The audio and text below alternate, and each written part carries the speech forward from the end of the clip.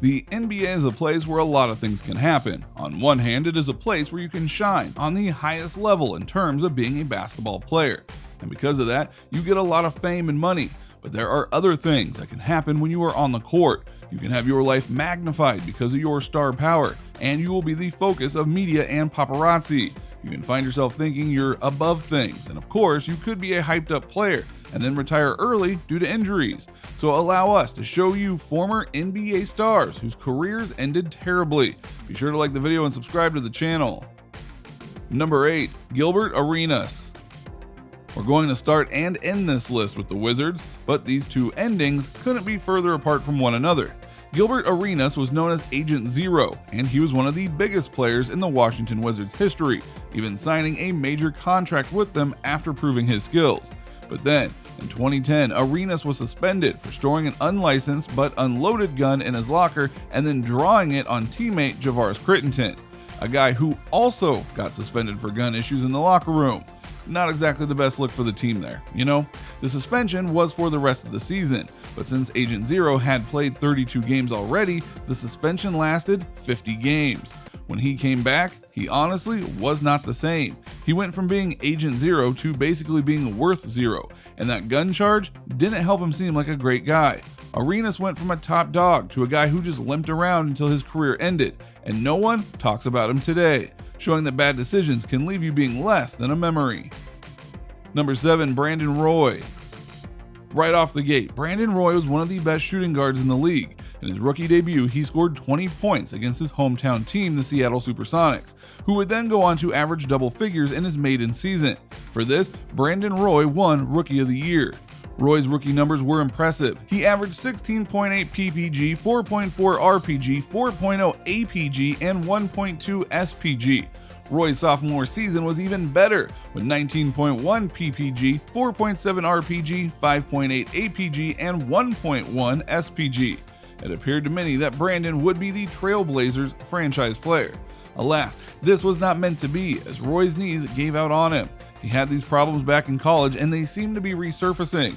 On April 11, 2010, Roy had a knee injury that would be the beginning of the end to his promising NBA career. An MRI showed a meniscus tear. Roy was able to come back that year for some postseason heroics, but it wasn't meant to be. Roy retired in 2011 due to persistent knee issues. He made an attempt to come back in the 2012-2013 season with the Minnesota Timberwolves, the team that drafted him. The comeback, though, was short-lived and lasted only 5 regular season games.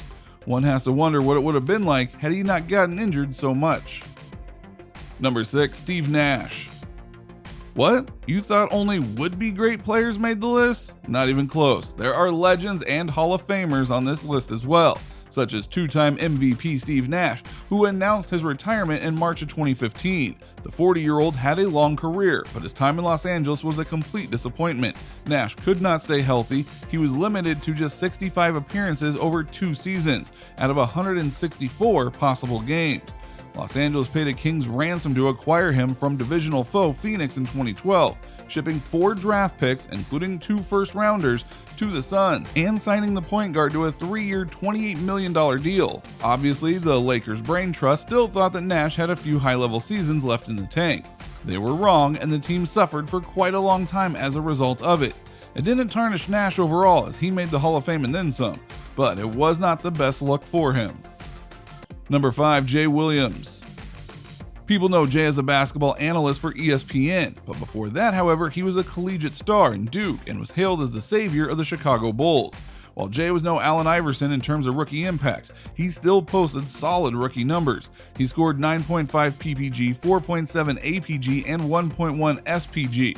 Jay was inconsistent during his rookie campaign, but his high school basketball IQ shined through. Jay's first season in the NBA would end up being his last. Jay crashed his Yamaha R6 motorcycle into a streetlight during the offseason. He ended up with multiple injuries that effectively ended his career. He damaged a nerve in his leg, suffered a fractured pelvis, and dislocated several ligaments in his left knee. Riding a motorcycle violated Jay's contract, and he was fortunate that the Bulls still paid him out. He tried to make 2 comebacks later on after healing up, but it didn't work out. He is a true what-if question in NBA history. Number 4. Yao Ming. Chinese center Yao Ming made every inch of his 7'6" presence felt during an impressive career with the Houston Rockets. The #1 overall pick in the 2002 NBA draft scored 19 points a game, pulled down 9 rebounds a night, and single-handedly helped make the NBA a big deal in the world's most populous country. Yao was an 8-time All-Star and dominated his position during the 2000s. Sadly, he was forced to retire at 30 due to injury. The Rocket star played just 5 games combined in the 2009-10, 2010-11 seasons before finally ending his playing career. He did become an ambassador to the league afterwards, but you really wanted to see him back on the court. Number 3, Len Bias. Earlier we talked about great what-if questions in the NBA, but one that still haunts the league to this day is that of Len Bias. Bias was a star at the University of Maryland when he went into the NBA and got drafted by the Boston Celtics, and they dealt big to get him. And Red Auerbach himself said that he waited 3 years to get this kid and bring a new energy to the aging Celtics, but he never stepped foot on an NBA court. Because not long after being drafted, he did some cocaine with friends in his dorm room, and it caused him to have a heart attack, and he died from it. He was going to be the future of the Celtics, but he never got the chance to wear the uniform. Number 2, Magic Johnson. Thought we were done with the legends who had their careers end badly? Nope, these last 2 spots would prove that. Magic Johnson is by and large one of the greatest players to ever play in the NBA period. He came in red hot and helped the Lakers win the title in his rookie season, then helped bring the NBA to new heights via his rivalry with Boston Celtics legend Larry Bird, and won 4 more titles along the way. And he could have kept going, but then he got HIV. Now you have to remember, in the 1990s, AIDS was considered a death sentence for many, so when Magic Johnson got it, he had to retire, but then he went unretired later because he learned that he wouldn't transmit it as long as he didn't bleed on anyone in a major way. But when he attempted to return, the NBA locker room swirled with rumors about how infectious he was, and after a pregame incident, Magic realized he lost the trust of everyone, and thus retired again. Obviously, with the knowledge that we have now, we know he could have kept going and he would have been fine, and he's been an all-time great analyst and NBA personality after his second retirement, but it is still a rough way for a legend to go out. Number 1, Michael Jordan. Surprised? Well, honestly, you shouldn't be, because if you recall, Michael Jordan had 3 different endings to his career. After the first three-peat, after the second three-peat, and then his time with the Wizards. Now, to give his credit, he didn't come back out of vanity. He came back because of the events of 9/11 and wanting to give Washington something to cheer for and believe in.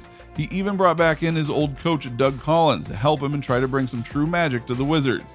On one hand, he did go and make a splash, and the Wizards were the second most watched team in the NBA during his time there, and he wasn't a slouch. The problem though was that while he was still good, his team really wasn't. He didn't have the support system that he had back with the Bulls, and as a result, he didn't make the playoffs of any of the years as a Wizard. Thus, most people speak of Jordan's career ending in Chicago and forgetting the Wizard years altogether.